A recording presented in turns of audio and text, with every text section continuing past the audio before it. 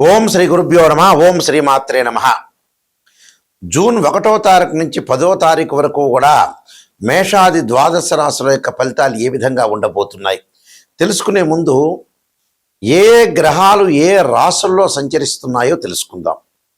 June 2వ తారీఖు నుంచి దేవగురువైన బృహస్పతి మిథున రాశి నుంచి కర్కాటక రాశిలోకి సంచారం చేయటం, మేషంలో కుజుడు, వృషభంలో రవి, మిథునంలో బుధుడి యొక్క సంచారం, శుక్రుడు 8వ తారీఖు వరకు కూడా మిథున రాశిలోను, 9, 10 తారీఖుల్లో కర్కాటక రాశిలో సంచారం చేయడం జరుగుతుంది. శని సహజంగా మీనరాశిలోను, రాహు కుంభరాశిలోను, కేతు వచ్చేటప్పుడు సింహరాశిలోను సంచరిస్తుంటాడు. ఇవన్నీ కూడా గోచారరీత్యా చెప్పబడే ఫలితాలు అంటారు. గోచారం ఎప్పుడు కూడా 20% సపోర్ట్ చేస్తుంది. ఇక్కడ బర్త్ చార్ట్ సంబంధించిన విషయాలు కావు. గోచారానికి బర్త్ చార్ట్ అంటే ఏమిటంటే అది ఏదైతే మన జాతకాన్ని తీసుకొని date of birth, time, place of birth తీసుకొని బర్త్ చార్ట్ చెప్పి దానికి బర్త్ చార్ట్లో కూడా D16 చార్ట్స్ అన్నీ కూడా మనం పరిశీలన చేసిన తర్వాత వాళ్ళకి ఉద్యోగ పరంగా కానీ, వ్యాపార పరంగా కానీ, హెల్త్ పరంగా కానీ, డెవలప్మెంట్ కానీ, ఎకనామిక్ గ్రోత్ కానీ, మ్యారేజ్ లైఫ్ కానీ, కోర్టు సమస్యలు కానీ, ఎసెట్స్ కానీ, పిల్లల యొక్క చదువులన్నీ కూడా తెలిపేది బర్త్ చార్ట్ అంటారు. అలానే గోచారరీత్యా కూడా ఇలాంటి విషయాలన్నీ కూడా తెలుస్తాయి.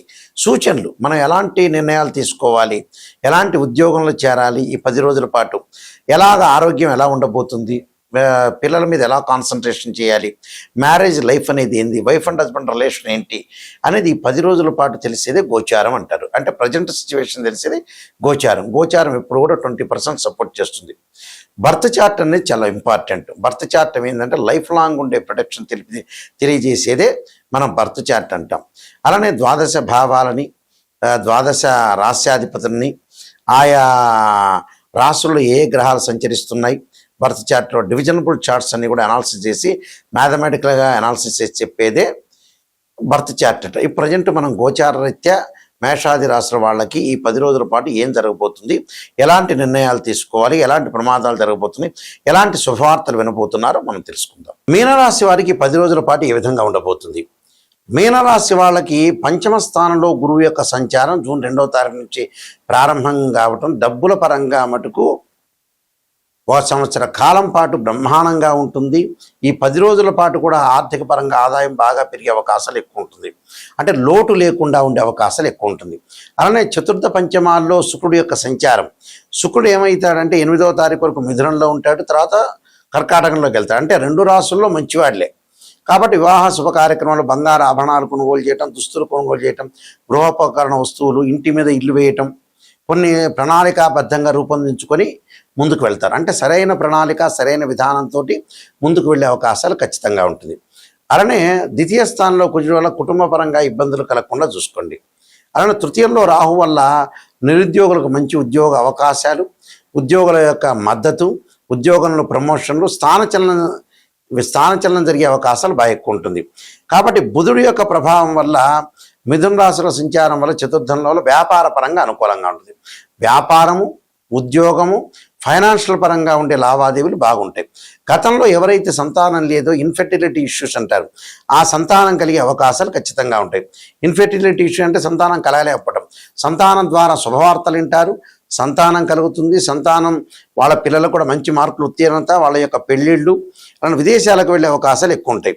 అయితే మాట తీరులో కొంత ఆవేశం తగ్గించుకోవాలి. అలానే ప్రయాణాల్లో మంచి లాభాలు కలగటం ఒకటి, కుటుంబంలో సంతోషం, ఆత్మవిశ్వాసం బాగా పెరిగే అవకాశాలు ఖచ్చితంగా ఉంటాయి. నేను కొన్ని పరిహారాలు చెప్పబోతున్నాను. విద్యార్థులకు కూడా చాలా అనుకూలమైన కాలం. నేను కొన్ని పరిహారాలు చెప్పబోతున్నా, ఆ పరిహారాలు మీరు పాటించడం మీకు మంచి జరిగే అవకాశాలు ఖచ్చితంగా ఉంటాయి. ఇవన్నీ కూడా గోచారరీత్యా చెప్పబడే ఫలితాలు అంటారు. ఈ గోచారరీత్యా మనం 10 రోజుల పాటు ఎలాంటి నిర్ణయాలు తీసుకోవాలి, ఎలాంటి పరిహారాలు చేసుకోవాలో తెలుసుకుందాం.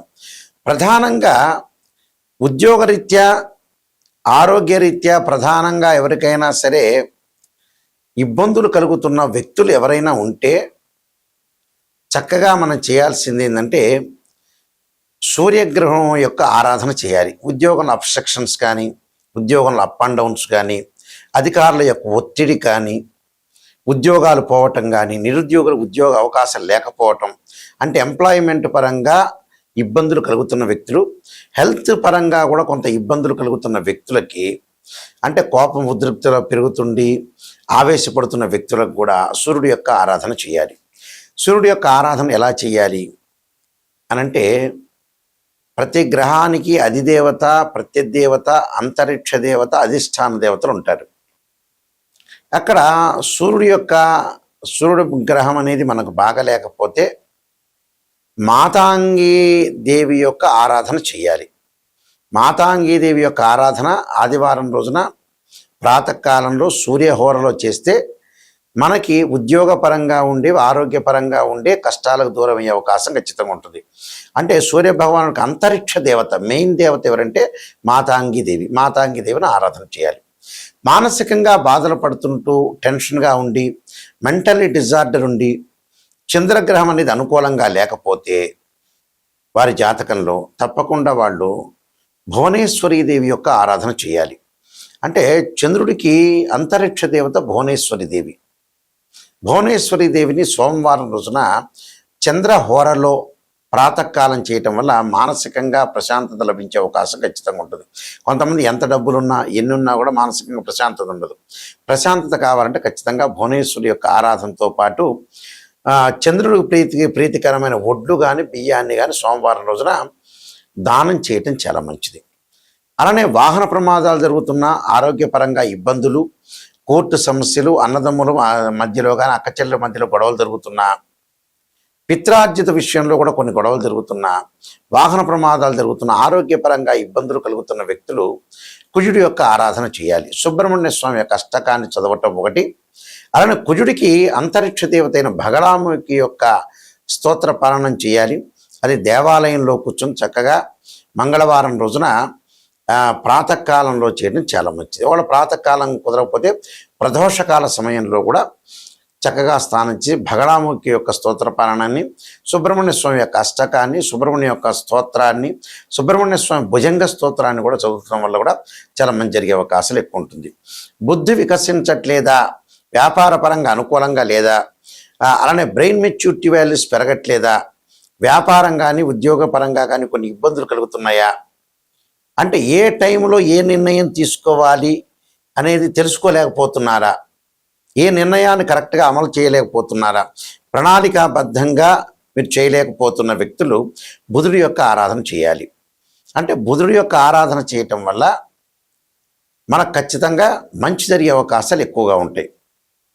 కాబట్టి తప్పకుండా బుధుడి యొక్క ఆరాధన చేయాలి. చేయటం వల్ల మంచి జరిగే అవకాశాలు ఖచ్చితంగా ఉంటాయి. లలితాదేవి యొక్క స్తోత్ర పాలనం చేయాలి. లలితా అమ్మవారిని భక్తి శ్రద్ధలతో కొలవాలి. విష్ణు సహస్ర పాలనం చేయటం వల్ల కూడా చాలా మంచి జరిగే అవకాశం ఉంటుంది. అది బుధహోరలో కానీ ప్రదోషకాల సమయంలో కానీ చేయొచ్చు. అలానే విద్య యందు అనుకూలంగా లేదా, ఎర్నింగ్కి సంబంధించిన విషయాలు అప్ అండ్ డౌన్స్ ఉన్నాయా, ఫైనాన్షియల్ పరంగా అనుకూలంగా లేదా, డబ్బులు సంపాదించలేకపోతున్నారా, అలానే విద్యార్థులకు విద్య రావట్లేదా, ఆలోచన సరళిలో మార్పులు జరగాలన్నా, అలానే ఎర్నింగ్ సంబంధించిన విషయాల్లో కూడా డబ్బు పరంగా ఇబ్బందులు పడుతున్న వ్యక్తులు గురువుకి అంతరిక్ష దేవత అయిన తారామహాదేవి యొక్క స్తోత్రాన్ని ఉదయం పూట ప్రాతకాలం చదవటం మంచిది. ప్రదోషకాల సమయంలో కూడా చదవటం చాలా మంచిది. అలానే విద్యార్థులు సరస్వతీదేవి యొక్క ప్రార్థన చేయాలి.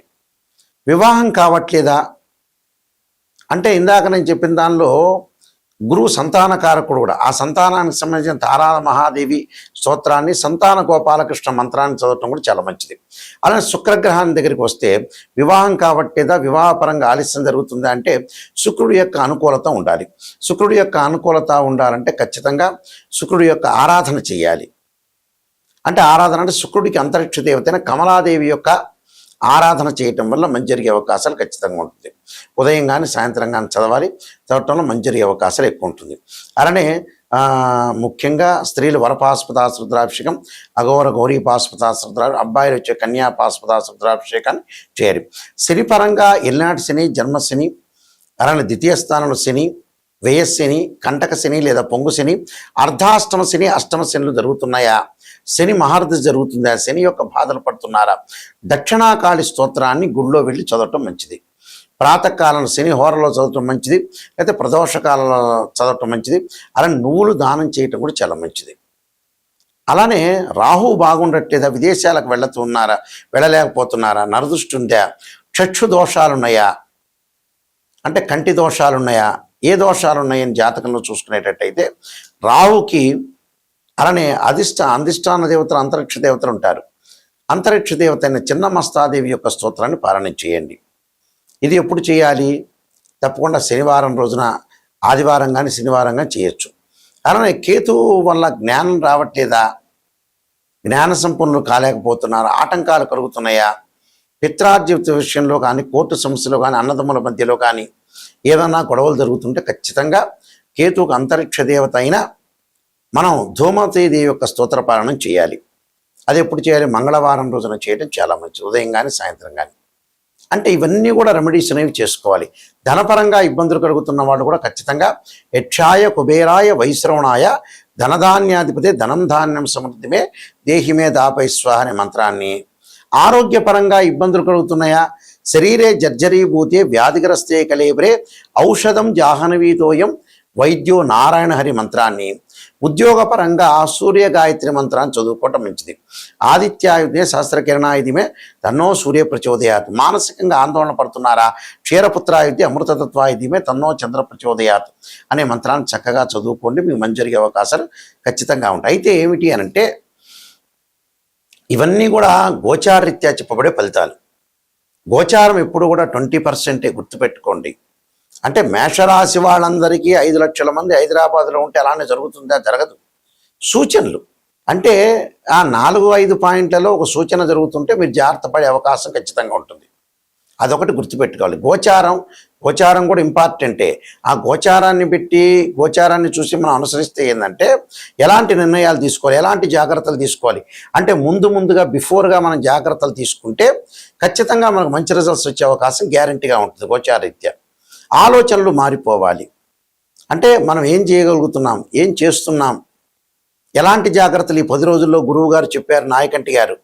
ఆ ఆలోచనలు సరళలు మనం ఎంత మార్చుకోవాలి, ఏమి చేయాలి, ఎలాంటి జాగ్రత్తలు చేయాలి, 10 రోజుల్లో మనకెక్కడ కూడా చెడు ఫలితాలు జరగకుండా, అరిష్టాలు జరగకుండా జాగ్రత్తగా మన జీవితాన్ని నడుపుకోవాలంటే గోచారం అనేది చాలా ఇంపార్టెంట్. బర్త్ చార్ట్ ఏంటంటే లాంగ్ రన్లో ప్రిడిక్షన్స్. అంటే ఈ రోజు దగ్గర నుంచి మనం పుట్టినప్పటి నుంచి లాస్ట్ వరకు ఎలాంటి నిర్ణయాలు తీసుకోవాలి, అంటే ప్రొఫెషనల్ పరంగా ఎలా తీసుకోవాలి, బిజినెస్ పరంగా ఎలా తీసుకోవాలి, హెల్త్ పరంగా, ఎంప్లాయ్మెంట్ పరంగా, మ్యారేజ్ సంబంధించిన విషయాల్లో కానీ, చిల్డ్రన్స్ కానీ, కోర్టు సమస్యలు కానీ, ఎసెట్స్ కానీ, ఎర్నింగ్ కానీ, డెవలప్మెంట్ కానీ, ఇవన్నీ కూడా ద్వాదశ భావాలను ఎనాలిసిస్ చేసి చెప్తారు. బర్త్ చార్టులో జన్మలగ్నం నుంచి ద్వాదశ భావాలు ఉంటాయి. అంటే తనుభావానికి రవిధిపతిని, ద్వితీయ భావానికి వచ్చే గురు అధిపతిని, తృతీయ భావానికి కుజుడు, అలానే చతుర్థ భావానికి చంద్రుడు బుధుడు, పంచమ భావానికి గురువు, షష్టమ భావానికి అంటే రోగస్థానం. షష్టం అంటే రోగాలు ఎలా రాబోతున్నాయి, శత్రువులు ఎలా ఉండబోతున్నారు షష్టమం. ఆ షష్టమానికి ఏంటంటే శని కుజులు. నేను ఇందాక చెప్పిన తనుభావం అంటే ఏంటి, తనుభావానికి అధిపతి రవి అంటే తన యొక్క నిర్ణయాలు ఎలాంటి మార్చుకోవాలి, మనం ఎక్కడ మిస్టేక్ చేస్తున్నాం, ఏదైనా పొరపాట్లు చేస్తున్నామని తనుభావం మన వ్యక్తిత్వం. ద్వితీయ భావం వచ్చే ధన వాక్కు స్థానం అంటే కుటుంబ స్థానం. ధనం ఎలా సంపాదించగలుగుతాం, మన వాక్కు వల్ల ఎదుటివాడి వల్ల నిష్ఠూరం జరుగుతుందా, వాడు మనకు దూరం అవుతాడా, వాడి అలాంటి విషయాల వల్ల కూడా గ్రాస్పింగ్ పవర్ ఉంది కదా అని ఎక్కువ మాట్లాడితే కూడా ప్రాబ్లమ్స్ వస్తుంటాయి. కుటుంబ పరంగా, ఫ్యామిలీ పరంగా ఎలా ఉండబోతుంది. తృతీయ స్థానం మన సోదర స్థానం అంటాం, అంటే సోదరులతో ఎలా ఉండబోతున్నాం. చతుర్థ భావం తల్లి యొక్క ఆరోగ్యం, తల్లి సంబంధించిన విషయాలు, ప్రాథమిక విద్య, చంద్రుడు బుధుడు. అలానే పంచమ భావం గురువు, సంతానం కలగలేకపోతుందా, కలుగుతుందా, సంతాన పరంగా ఎలాంటి నిర్ణయాలు తీసుకోవాలి. షష్టమ భావం శని కుజులు. అలానే సప్తమ భావం శుక్రుడు, అంటే వివాహం ఎలా ఉండబోతుంది, ఎప్పుడు అవుతుంది. అష్టమ భావం వచ్చేటప్పటికల్లా శని. అలానే నవమ భావం గురువు, అంటే గురువు రవి, అంటే పితృభావం అంటారు, పితృకారకుడు రవి అంటారు. అంటే తండ్రి సంబంధించిన సంబంధ బాంధవ్యం ఎలా ఉంటుంది, తండ్రి యొక్క ఆరోగ్యం, మన డెవలప్మెంట్. దశమ భావం వృత్తి స్థానం, అంటే రవి బుధ గురు శనులు, ఈ 4 గ్రహాలు ఎలా ఉన్నాయి. లాభస్థానం గురువు, వ్యయస్థానం శని. ఎంత డబ్బులు వచ్చినా ఖర్చు పెట్టడం ఏంటి అంటే ద్వాదశ భావాలు, దానిలో ఉండే రాస్యాధిపతి, ఆ గడిలో ఉన్న గ్రహం. అంటే భావాధిపతి అంటే ఏమిటి, ఇంటి ఓనరు. రాస్యాధిపతి అంటే ఆ రాస్యానికి సంబంధించిన అధిపతులు ఎవరంటే ఆయన బిల్డరు. అక్కడ గ్రహం ఏదే రాశుల్లో గ్రహం ఉందో దాన్ని టెనెంట్ అంటారు, అద్దెకున్న వ్యక్తి అని అర్థం. అలానే 16 డివిజనబుల్ చార్ట్ చూసి ఒక అబ్బాయికి వివాహం కావట్లేదా, ఒక అమ్మాయికి వివాహం కావట్లేదంటే రాశిచక్రము, నవాంశము, భావచక్రము, దశలు, అంతర్దశలు. వృత్తిపరంగా ఎలా ఉండబోతుంది అని అంటే D10 చార్ట్ చూడాలి. దశమాంశ చక్రం అంటారు. అంటే రాశిచక్రము, భావచక్రము, దశమ చక్రము, దశాధిపతులు.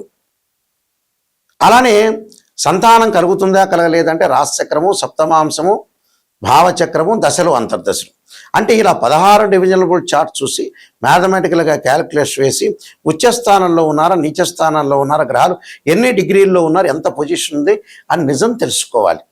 చాలామంది కూడా ఈ మధ్యన ఏంటంటే నెగిటివ్ అంటున్నారు. నెగిటివ్లోంచి పాజిటివ్ వచ్చేది. ఫార్ములా నెంబర్ 1, జీవితంలో పాజిటివ్ కంటే కూడా నెగిటివ్ తెలుసుకోవాలి. ఆ ఫార్ములా నెంబర్ 1లో ఎప్పుడు కూడా నెగిటివ్ తెలుసుకుంటే దాన్ని మనం పాజిటివ్ చేసుకోవటం ఎలా? ఫార్ములా నెంబర్ 2, అసత్య ధోరణిలో ఉండకూడదు, సత్య ధోరణిలో ఉండాలి. ఒక ఆస్ట్రాలజర్ని అప్రోచ్ అయినప్పుడు నిజం తెలుసుకోవాలి. ఆ నిజం తెలుసుకుంటేనే మనకు మంచి జరిగే అవకాశం ఖచ్చితంగా ఉంటుంది. నిజం తెలుసుకోలేదనుకోండి, ఆస్ట్రాలజర్ ఏం చేయలేరు, మీరే నష్టపోతారు. మిమ్మల్ని మీరు మోసం చేసుకున్న వ్యక్తులు అవుతారు. ఇలాంటి విషయాలన్నీ కూడా తెలుసుకోండి. నాయకంటి గారికి ఫోన్ చేసేవాళ్ళు ఎవరైనా సరే నిజంగా ఆయన ద్వారా బాగుపడాలి, నిజంగా నెగిటివ్ తెలుసుకోవాలి, పాజిటివ్ తెలుసుకోవాలి, నెగిటివ్ ద్వారా నన్ను పాజిటివ్లోకి వెళ్ళాలి అని ఆలోచన చేసే వాళ్ళందరూ నా నెంబర్కి కాంటాక్ట్ చేయండి. మా వెబ్సైట్ www.nayakanti.com, www.nayakanti.in. నేను కాలసర్పయోగము, కాలసర్పయోగ చంద్రిక, రాహుకేతులు, ఛాయాగ్రహాలు, అలానే బృహత్ పరిహార సింధు, జాతక చంద్రిక, వివాహ మార్తాండము, స్వప్నశాస్త్ర ఫలదీపిక, సర్వదేవతా గోత్రములు పార్ట్ 1, పార్ట్ 2, పుత్రగణపతి వ్రతము, ప్రొడక్షన్ ఆఫ్ ఆస్ట్రాలజీ, అలా నవగ్రహ దోషాలకి 12 మహావిద్యుల యొక్క స్తోత్రాల, అమ్మవారి యొక్క పారాయణాలు, ఇలాంటి నెంబర్ ఆఫ్ ఆస్ట్రాలజీ బుక్స్ రైటర్ని నేను. అలానే ఈ పుస్తకాలన్నీ కూడా రాజమండ్రి మోహన్ పబ్లికేషన్ వాళ్ళ దగ్గర దొరుకుతాయి. మా దగ్గర కూడా ఈ పుస్తకాలన్నీ కూడా లభ్యమవుతాయి. కాబట్టి ఖచ్చితంగా మీరు జాతకాన్ని నిజం తెలుసుకోండి. నిజం తెలుసుకొని ముందుకు వెళ్ళండి. వెళ్ళటం వల్లనే మీకు మంచి లాభాలు కలిగే అవకాశాలు ఖచ్చితంగా ఉంటాయి. ఆ స్క్రీన్ మీద స్క్రోలింగ్ అవుతున్న నెంబర్ ఉంటుంది. ఆ నెంబర్ నాకే డైరెక్ట్గా వస్తుంది. మీరు మీ అందరికీ కూడా శ్రీ పరమేశ్వరుడి యొక్క కరుణాకటాక్షము, పరమేశ్వరుడి యొక్క కరుణాకటాక్షం ఉండాలని ఆశిస్తూ సర్వే జనా సుఖినో భవంతు.